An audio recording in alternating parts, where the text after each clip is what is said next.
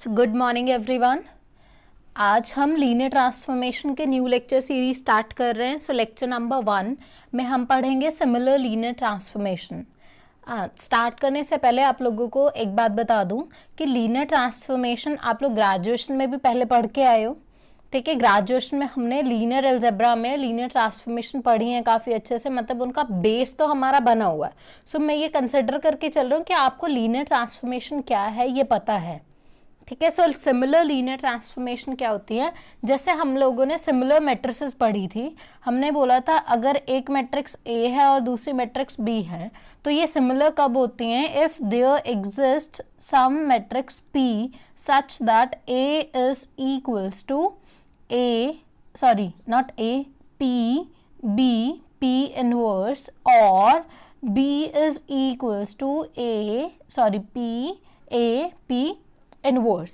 अगर ऐसा हो जाए, और कंडीशन क्या थी कि P should be non singular, means P का इनवर्स एग्जिस्ट करना चाहिए था। ठीक है, यही होता है। अब यहाँ जो सिमिलर लीनियर ट्रांसफॉर्मेशंस क्या हैं, the linear transformations T and S in AV are said to be similar if there exists an invertible element C। ठीक है, यहाँ पे भी एक इन्वर्टेबल एग्जिस्ट कर रहा है, यहाँ पे भी एक इन्वर्टेबल मैट्रिक्स ही आती थी।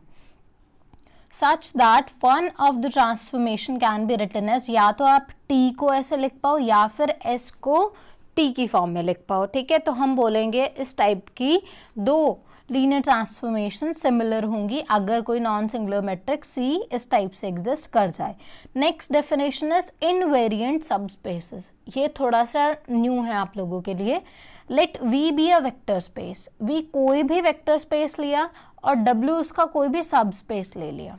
ठीक है, तो उस सब स्पेस को हम बोलेंगे कि वो इनवेरिएंट सब स्पेस होगा अंडर T। किसी लीनियर ट्रांसफॉर्मेशन के अंडर वो इनवेरिएंट होगा अगर हम करें W इंटू टी और वो वापस से T में ही कंटेन हो जाए। इनवेरिएंट मीन्स चेंज ना हो उस लीनियर ट्रांसफॉर्मेशन से, जिसके अंडर करना है उसी लीनियर ट्रांसफॉर्मेशन से मल्टीप्लाई करे, बट वो फिर भी W में ही कंटेन्ड हो।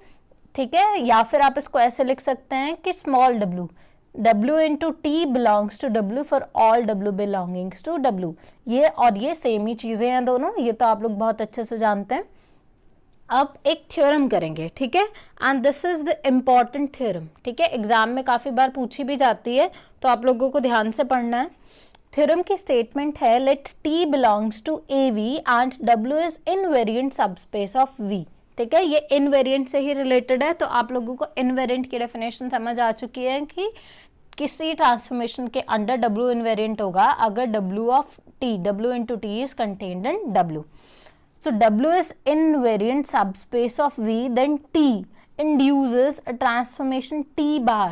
तो ये ट्रांसफॉर्मेशन एक और ट्रांसफॉर्मेशन इंड्यूस करती है, मतलब बनाती है किसके ऊपर, V ओवर W के ऊपर, such that minimal polynomial of T बार, जो नई ट्रांसफॉर्मेशन इंड्यूस की है उसकी मिनिमल पॉलिनोमियल T की मिनिमल पॉलिनोमियल को डिवाइड करती है। तो इस थ्योरम को हम दो पार्ट्स में करेंगे। फर्स्ट पार्ट होगा कि हम ये प्रूफ करेंगे कि ये जो T लीनियर ट्रांसफॉर्मेशन है ये एक और लीनियर ट्रांसफॉर्मेशन इंड्यूस करती है over on V over W। फिर हम सेकेंड पार्ट में प्रूफ करेंगे कि minimal polynomial of T bar divides minimal polynomial of T। ठीक है, सो पहली चीज, पहले हमें ये, क्योंकि इस टाइप का चाहिए तो इस टाइप के हम पहले इसको थोड़ा सा सिंप्लीफाई करने के लिए इसको V बार लिख लेते हैं। ठीक है, ताकि बार बार V ओवर W ना लिखना पड़े।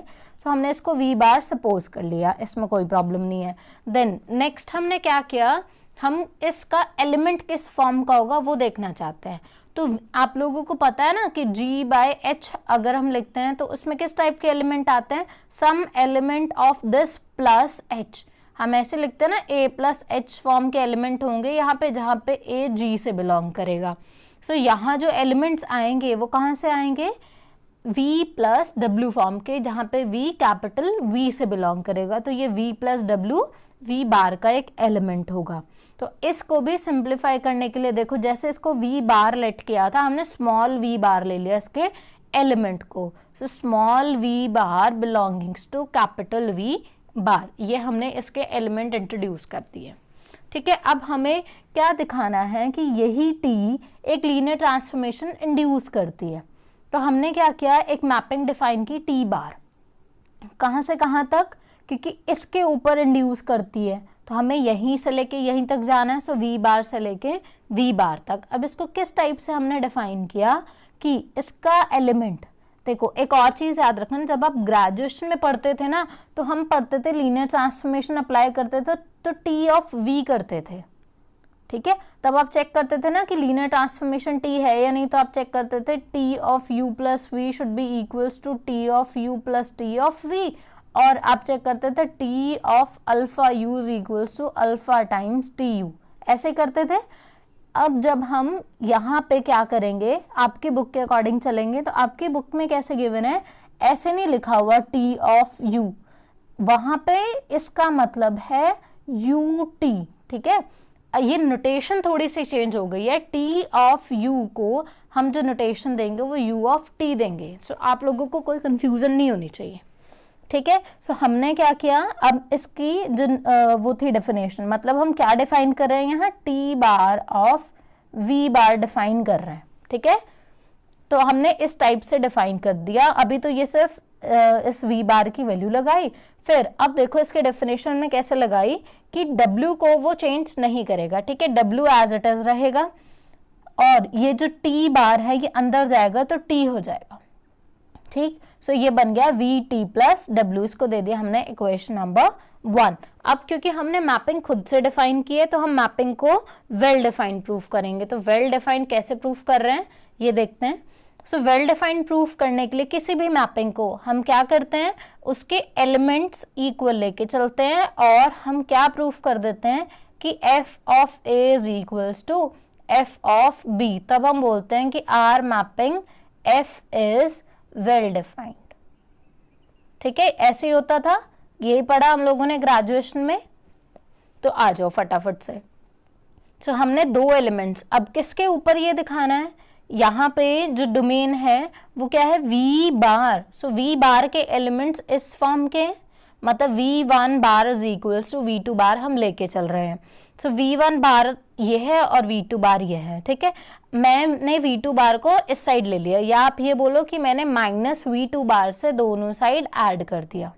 ठीक है, सो ये इसका क्या मतलब हुआ, आप लोगों को याद होगा कि हम लिखते थे H plus H is equals to H implies H belongings to capital H, तो वही यूज किया है।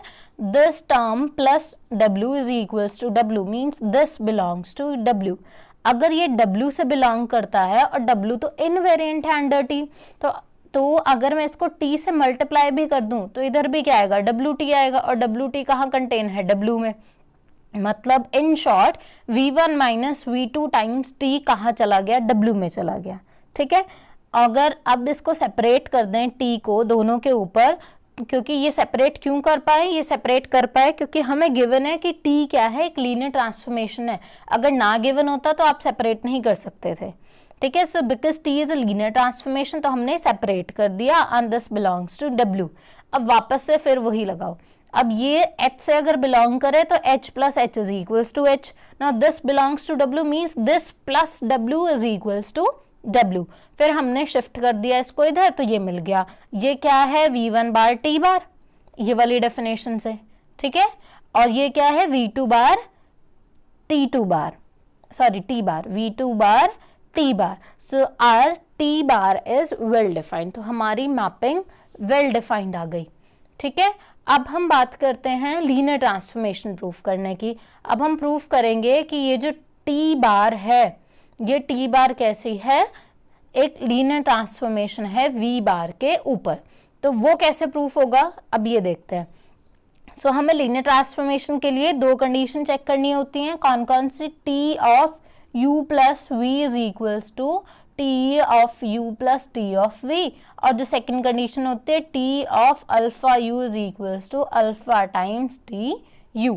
तो वही स्टार्ट कर रहे हैं। फर्स्ट हमने इसके दो एलिमेंट्स ले लिए, अब हम चेक करेंगे। अब यहाँ पे इसकी जो नोटेशन है वो चेंज हो चुकी है, तो इसको हम ऐसे लिखेंगे, तो हमने इसी टाइप से लिखा v1 बार प्लस v2 बार t बार। ठीक है, अब v1 बार की वैल्यू लगा दी, v2 बार की वैल्यू लगा दी, 2 बार w को ऐड करना मीन्स w, सो एक बार आ गया w। अब देखो जब हम t बार अप्लाई कर रहे हैं, ठीक है, यहाँ देखो डेफिनेशन में t बार अप्लाई करते हैं तो w का कुछ नहीं होता है, इसके साथ t आ जाता है। सो यहाँ पे भी w का कुछ नहीं होगा, इस टर्म के साथ t आ जाएगा, और जैसे t आएगा t is a linear transformation, तो वो सेपरेट हो जाएगा, मतलब v1t प्लस v2t हो जाएगा।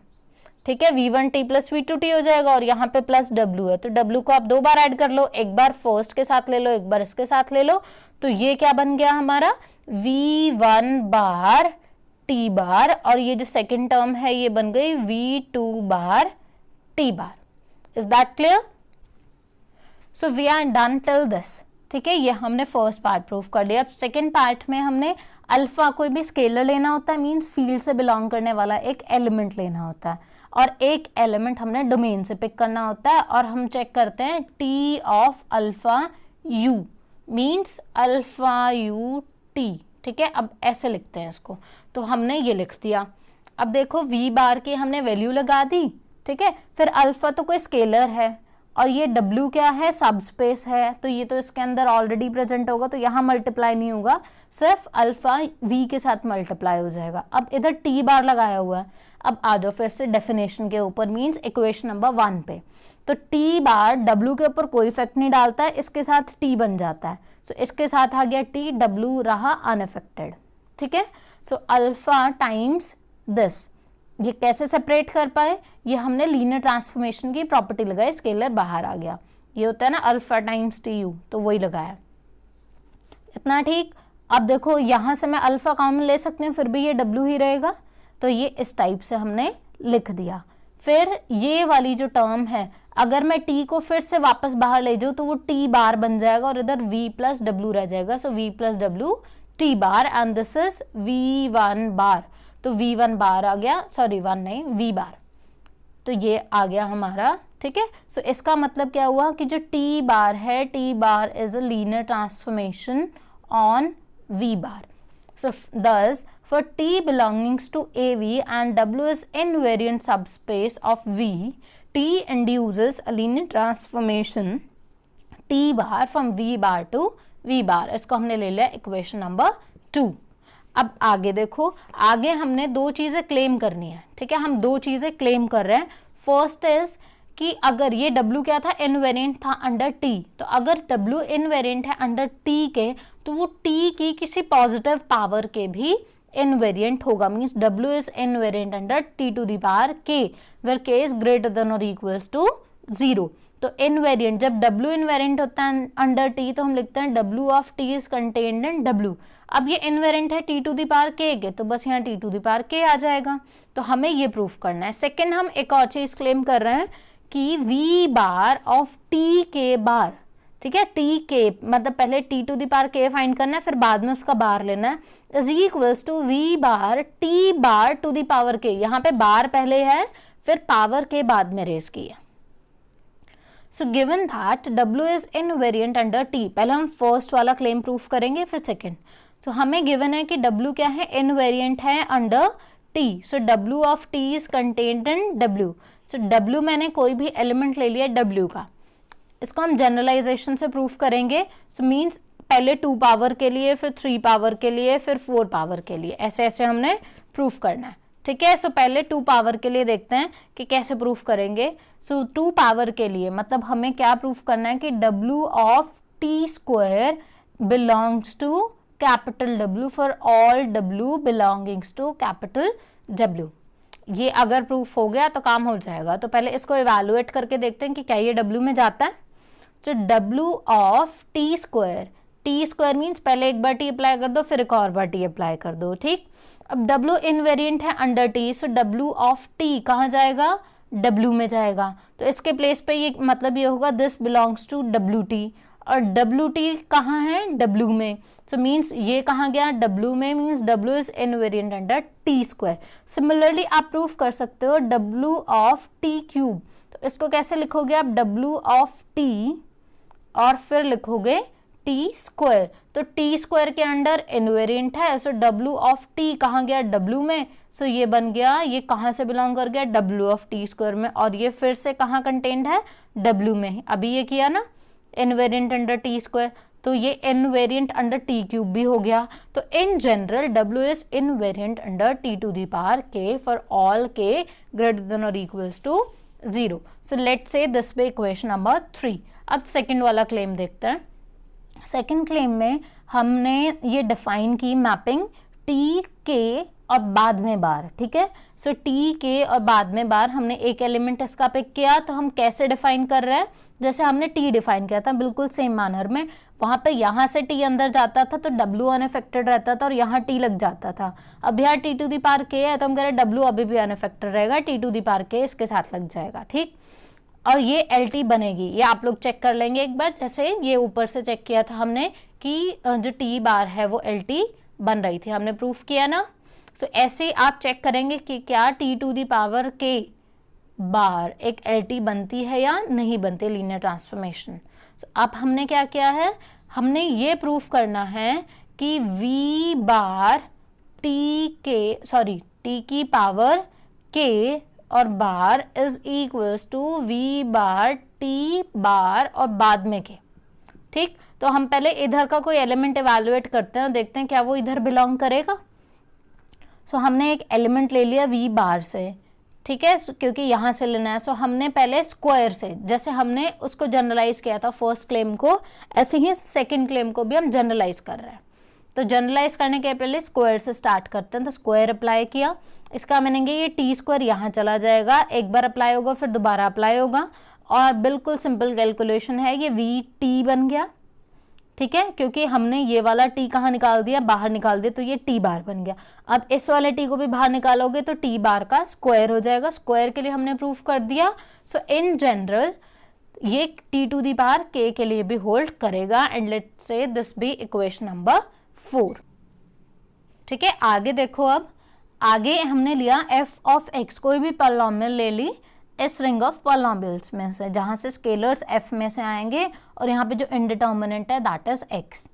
वी क्लेम दैट, अब हम क्लेम करेंगे कि जो डब्ल्यू मीन जो टी के अंडर इनवेरिएंट था वो ही एफ ऑफ टी के अंडर भी इनवेरिएंट है, जहाँ पे एफ ऑफ टी यहाँ से निकालेंगे एक्स को टी से रिप्लेस करके। सो इनवेरिएंट के लिए हमें क्या प्रूफ करना होता है, W of T belongs to capital W. यहाँ पे एफ ऑफ टी है तो हम क्या प्रूफ करेंगे, W of F of T belongs to capital W. तो इसको इवैल्यूएट करते हैं पहले। So W of F of T, तो यहाँ पे x को t से रिप्लेस कर दो, जहाँ खाली स्केलर है वहाँ आइडेंटिटी लगा दो, ये हो गया। देन w जो है उसको अंदर जब आप मल्टीप्लाई करोगे तो स्केलर तो बाहर आ जाएंगे, क्यों, क्योंकि t लीनियर ट्रांसफॉर्मेशन है, टी स्क्वायर भी लीनियर ट्रांसफॉर्मेशन है, T to the power n भी लीनियर ट्रांसफॉर्मेशन है, ये सब लीनियर ट्रांसफॉर्मेशंस हैं, तो स्केलर्स बाहर आ जाएंगे, ये एलिमेंट्स अप्लाइड रह जाएंगे, और ये भी सब कहाँ जाएगा, w में जाएगा। क्यों, क्योंकि देखो हमने बोला w is invariant under t, तो ये w में गया, ये भी w में गया, और आइडेंटिटी तो वैसे इनवेरिएंट होती है सबके अंडर, तो ये सब कहाँ जा रहे हैं, w में। w सब स्पेस है, तो स्केलर से जब मल्टीप्लाई करेंगे w के एलिमेंट्स को और लीनियर कॉम्बिनेशन लेंगे तो भी वो w में ही जाएगा, तो ये सब कहाँ चला गया, w में चला गया। तो means this is invariant, w is invariant under f of t, ठीक है। अब then F of T bar is equals, F of T bar जो होगा वो वी बार से वी बार तक जाएगा, एक एल टी होगा, और इस टाइप से डिफाइन करेंगे, जैसे हमने यहाँ टी लिखा था, टी बार लिखा था तो अंदर गया था तो टी हो गया था, ऐसे ही एफ ऑफ टी बार लिखा तो अंदर गया तो एफ ऑफ टी हो गया, डब्ल्यू रिमेन्स अनअफेक्टेड। सो हमने ये यूजिंग 2 and 5 किया है इसको, और सेकेंड इक्वेशन को यूज करके। अब हम ये चेक करते हैं कि ये कितना आ रहा है, ठीक है, इसको थोड़ा सा इवैल्यूएट करते हैं। हमने ये v लिख दिया, f ऑफ t की वैल्यू लगा दी, w लगा दिया, फिर w को सबके साथ प्लस प्लस प्लस किया, ठीक है, और स्केलर्स जो थे हमने वो बाहर लिख लिए, ठीक है, स्केलर्स बाहर लिख दिए। सो इसको तो सेम ही रहने दिया, ये vt प्लस w क्या बन गया, ये v प्लस w t बार, और ये v plus w t n का बार, सॉरी t बार की पावर n, ओके। सो ये ऐसे बन गया। सो इसका मतलब क्या है, अब ये वाली जो इक्वेशन बनी है हमारी, ठीक है, ये जो इक्वेशन बनी है ये क्या देती है हमें, ये हमें देती है, देखो v प्लस डब्ल्यू, तो सब में है v प्लस डब्ल्यू है। सो v प्लस डब्ल्यू को अगर बाहर पिक कर लिया जाए तो बचा हुआ क्या बनेगा, a naught identity plus a1 t bar plus a2 t bar का square plus an t bar to the power n, मतलब ये क्या बन रहा है, f ऑफ t का बार, सॉरी f ऑफ t का बार नहीं, f ऑफ t का बार का मतलब सिर्फ t के ऊपर बार, f के ऊपर बार नहीं। तो ये वाली टर्म, ये जो राइट साइड है हमारी ये बन जाएगी, और लेफ्ट साइड तो हम ये सॉल्व करने ही बैठे थे, तो हमें ये मिल गई इक्वेशन नंबर 6। तो इसका क्या मतलब है कि आप देखो ये टर्म तो सेम ही आ गई ना, तो आप जब भी फाइंड करोगे किसी भी पॉलिनॉमियल के लिए जो इस रिंग ऑफ पॉलिनॉमियल्स आएगी, तो f ऑफ t का होल बार किसके इक्वल आएगा, f ऑफ t बार के, ठीक है। अब हमारी मेन थ्योरम का प्रूफ देखो, अभी तक हमने क्लेम्स किए, ये सारी चीजें हमारी यूज होने वाली थी यहाँ। अब हम आते हैं मेन प्रूफ की साइड। हम इतना तो प्रूफ कर चुके हैं कि t एक लीनियर ट्रांसफॉर्मेशन यूज करते हैं t बार। सेकंड हमारी चीज थी कि हमें प्रूफ करना था इसकी मिनिमल पॉलिनॉमियल इसकी मिनिमल पॉलिनॉमियल को डिवाइड करती है। तो हम क्या करते हैं, t की मिनिमल पॉलिनॉमियल लेते हैं। सो लेट्स से px is the minimal polynomial of t over f। अगर ये मिनिमल पॉलिनॉमियल है t की, तो t इस पॉलिनॉमियल को सेटिस्फाई करेगा, मतलब pt इज इक्वल्स टू 0 आएगा। दोनों साइड अगर मैं बार लगा दूं तो ये मिलेगा, और pt बार किसके इक्वल होगा, होल बार जाके सिर्फ ट्रांसफॉर्मेशन के ऊपर बार रह जाता है। So this is equals to 0 if qx, और देखो इसकी मिनिमल पॉलिनॉमियल की तो बात कर ली t की, अब t बार की मिनिमल पॉलिनॉमियल के ऊपर बात करते हैं। अगर मैंने t बार ली qx ली मिनिमल पॉलिनॉमियल t बार की, देन qx px को डिवाइड करेगा। क्यों, देखो p ऑफ x, ठीक है, p ऑफ x एक पॉलिनॉमियल है such that p of t bar is equals to 0, means p of x एक ऐसी पॉलिनॉमियल है जिसको t बार सेटिस्फाई करता है, और qx इस t बार की मिनिमल पॉलिनॉमियल है। सो हमें पता है ना रिजल्ट की मिनिमल पॉलिनॉमियल डिवाइड कर जाती है किसको, किसी और पॉलिनॉमियल को जिसको वो सेटिस्फाई करता है। तो ये qx px को डिवाइड कर जाएगा from the definition of minimal polynomial, और जैसे ये डिवाइड करेगा हमारी थ्योरम खत्म हो जाएगी। मतलब minimal polynomial of t bar over f divides minimal polynomial of t over f, and this completes our proof, and that's all for today.